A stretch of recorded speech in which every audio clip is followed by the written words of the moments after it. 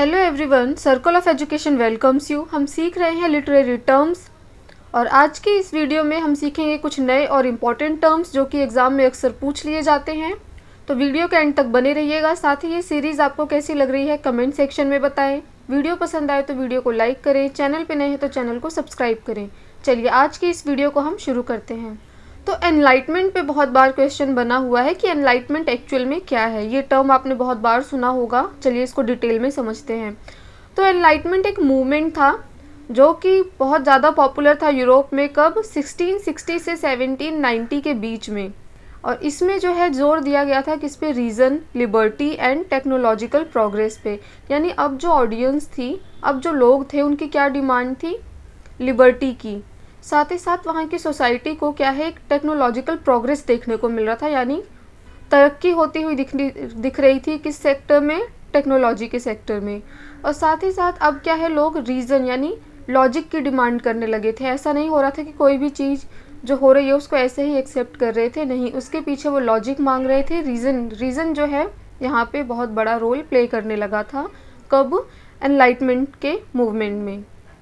तो इसीलिए इसको एज ऑफ रीज़न के नाम से भी जाना जाता है।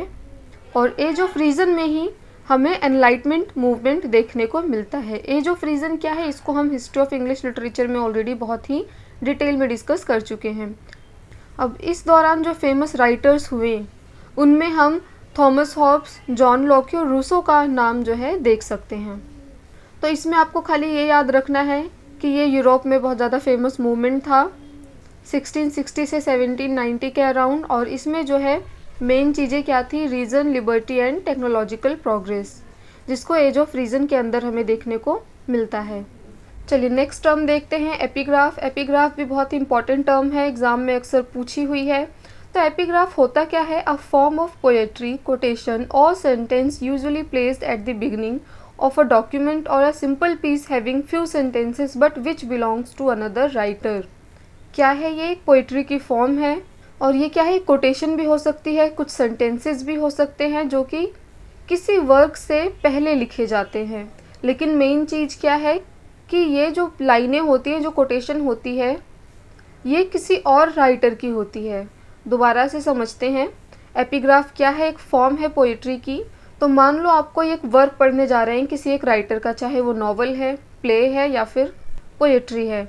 तो उसको शुरू करने से पहले क्या कर रहे हैं, कुछ सेंटेंसेस आपको रख दी जा रही हैं, कुछ कोटेशंस रख दी जा रही हैं या कुछ सिंपल लाइन रख दी गई हैं, लिख दी गई हैं। उसको जो है एपिग्राफ बोला जाता है। और वो जो लाइन्स होंगी वो किसी और राइटर की होंगी।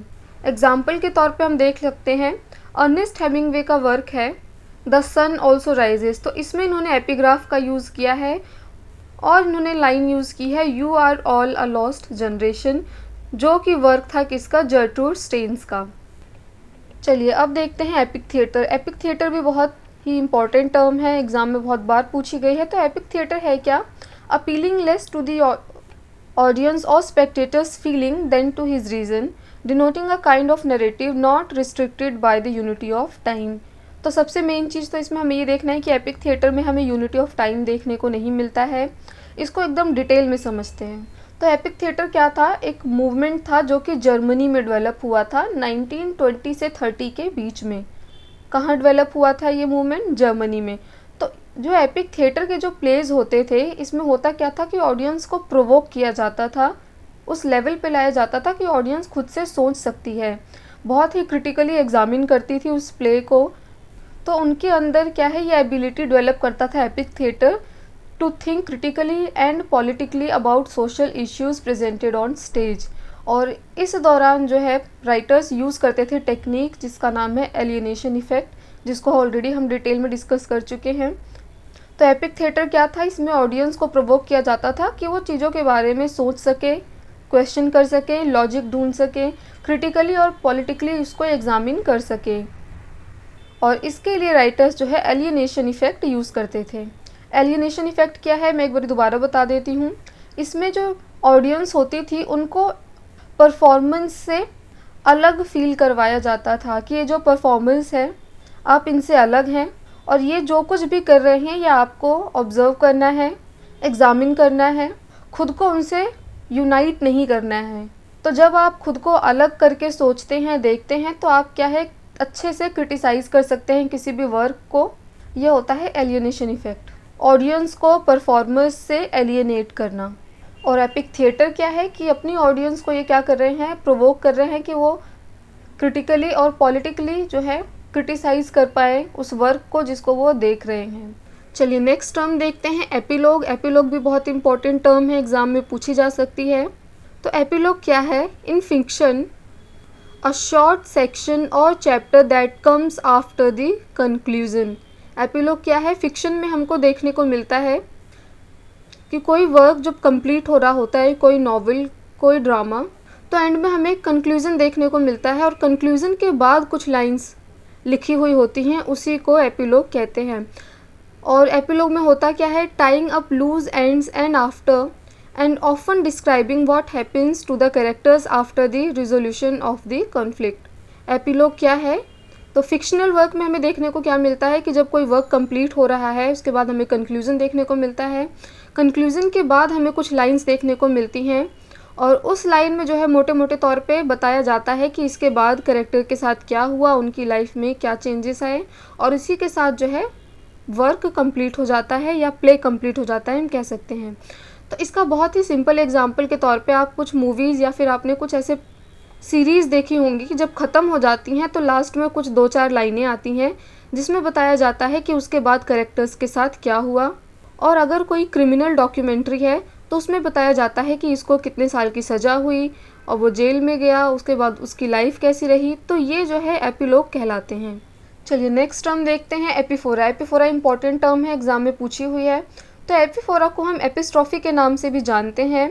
इसमें होता क्या है? इन दिस अ वर्ड और a phrase is repeated at the end of successive clauses. दोबारा समझते हैं एपिफोरा क्या है। तो मान लो कोई एक फ्रेज़ है और उस फ्रेज़ के जो लास्ट कुछ वर्ड्स हैं वो रिपीट होते हुए हमें दिखते हैं एपिफोरा में। और एपिफोरा क्या है? काउंटर पार्ट है एनाफोरा का। देखो इन दोनों में बच्चे बहुत कंफ्यूज होते हैं, तो इसको समझ लेते हैं अच्छे से। एनाफोरा क्या है? एनाफोरा में फर्स्ट पार्ट जो होता है किसी फ्रेज़ का वो रिपीट होता है। एनाफोरा में फर्स्ट पार्ट रिपीट होता है, जैसे कि every day, every night, in every way, I am getting better and better. तो इसमें क्या है? एवरी वर्ड जो है वो रिपीट होता हुआ हमें दिख रहा है, तो ये एनाफोरा होता है जिसको हम डिटेल में समझ चुके हैं। एपिफोरा क्या है? Repetition occurs in the last part of successive sentence, यानी लास्ट में रिपीटिशन देखने को मिल रहा है। Example, I am American, he is an American and everybody here is an American. यहाँ पे लास्ट वर्ड अमेरिकन रिपीट होता दिख रहा है, तो ये एपिफोरा का एग्जाम्पल है। तो कई बार एग्ज़ाम में एग्जाम्पल दे दिए जाते हैं और आपको बताना होता है कि ये एपिफोरा है, एनाफोरा है, या फिर साथ में और भी ऑप्शंस दे दिए जाते हैं। चलिए नेक्स्ट टर्म देखते हैं, एपिटाफ। एपिटाफ भी बहुत इंपॉर्टेंट टर्म है, एग्ज़ाम में बहुत बार पूछी गई है। तो एपिटाफ क्या होता है? वर्ड्स इंस्क्राइब ऑन टोम, यानी जो कब्र होती है तो वहाँ पे निशानी के तौर पे एक पत्थर गड़वाया जाता है और उस पत्थर में खुदाई करके जो वर्ड्स लिखे जाते हैं उसको हम एपिटाफ बोलते हैं। तो epitaph is a short text on plaque और टोमस्टोन ऑनरिंग अ डेड पर्सन। तो ये एपिटाफ वर्ड आया कहाँ से? तो ये ग्रीक वर्ड एपिटाफोस से मिलकर के बना है, जिसका मतलब होता है फ्यूनरल ओरेशन। तो एपिटाफ जो है हमें देखने को मिलता है विलियम शेक्सपियर, जॉन कीट्स, इन लोगों ने अपने एपिटाफ अपने मरने से पहले खुद ही लिखे थे और बोला था कि ये चीज़ यहाँ पे लिखी जाएगी मेरे मरने के बाद। तो विलियम शेक्सपियर, जॉन कीट्स के एपिटाफ फेमस हैं, इंपॉर्टेंट है, बहुत बार एग्जाम में पूछी गई हैं। चलिए नेक्स्ट टर्म देखते हैं, ये भी बहुत इंपॉर्टेंट है, एपिथैलेमियन। ये क्या है? A poem written to celebrate a marriage, यानी कहीं पे शादी हो रही है, उस शादी को सेलिब्रेट करने के लिए जिस तरह की पोयम लिखी जाती है उस फॉर्म ऑफ पोइट्री को हम क्या बोलते हैं? एपिथैलेमियन। एग्ज़ाम में बहुत बार पूछा गया है। तो फिलिप सिडनी ने लिखी थी सबसे पहले 1580 में, एडमंड स्पेंसर ने भी बाद में लिखा था अपनी ग्रेट लिरिक एपिथैलेमियम में, जहाँ पे इन्होंने अपनी खुद की शादी के सेलिब्रेशन में लिखा था। एपिथेट क्या होता है? डिस्क्राइबिंग अ वर्ड और फ्रेज। ये क्या है? एक तरीके का एडजेक्टिव होता है जिसमें डिस्क्राइब किया जाता है वर्ड या फिर फ्रेज को। चलिए नेक्स्ट टर्म देखते हैं, एस्केपिज्म। एस्केपिज्म क्या है? Refers to the tendency to seek distraction और रिलीफ फ्रॉम रियलिटी।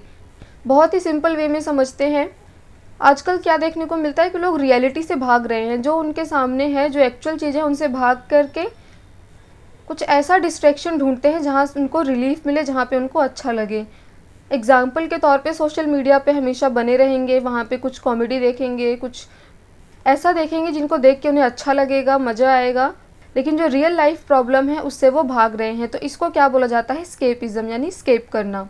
चलिए नेक्स्ट टर्म देखते हैं, यूफोनी। यूफोनी क्या है? Use of pleasant sounding words, यानी ऐसे शब्दों का, ऐसे साउंड्स का इस्तेमाल करना जो कि ऑडियंस को सुनने में अच्छी लगे। तो ये वर्ड आया कहाँ है? ग्रीक वर्ड यूफोनोस से मिलकर के बना है, जिसका मतलब होता है स्वीट वॉइस्ड। तो इसका यूज़ क्यों करते हैं? Gives pleasing and soothing effect to ears due to repeated vowels and smooth consonants. अब यूफोनी से ही जो है हमें आगे एक्सटेंड वर्जन देखने को मिलता है यूफेइज्म। तो आपको यूफोनी और यूफेइज्म में कंफ्यूज नहीं होना है। यूफोनी का मतलब क्या है कि हम प्लीजिंग साउंड्स का यूज़ कर रहे हैं। यूफेइज्म का क्या है कि हमें लिटरेचर में ऐसे बहुत सारे एपिसोड्स देखने को मिलते हैं जहाँ पे कुछ चीज़ें जो होती हैं वो अच्छी नहीं लग रही होती हैं, तो उसको हटाने के लिए या उसको इफ़ेक्ट कम करने के लिए क्या है, हम यूफेइज्म का यूज़ करते हैं। कुछ ऐसे वर्ड्स, कुछ ऐसे साउंड्स इंट्रोड्यूस करते हैं रीडर्स के लिए, ऑडियंस के लिए, कि जो उनको सुन करके अच्छी लगे। तो ये थी आज की वीडियो जिसमें हमने काफ़ी सारे इंपॉर्टेंट टर्म्स को बहुत ही डिटेल में डिस्कस किया। आपको ये वीडियो कैसी लगी कमेंट सेक्शन में बताएं। वीडियो पसंद आए तो वीडियो को लाइक करें, चैनल पे नए हैं तो चैनल को सब्सक्राइब करें। Thanks for watching this video.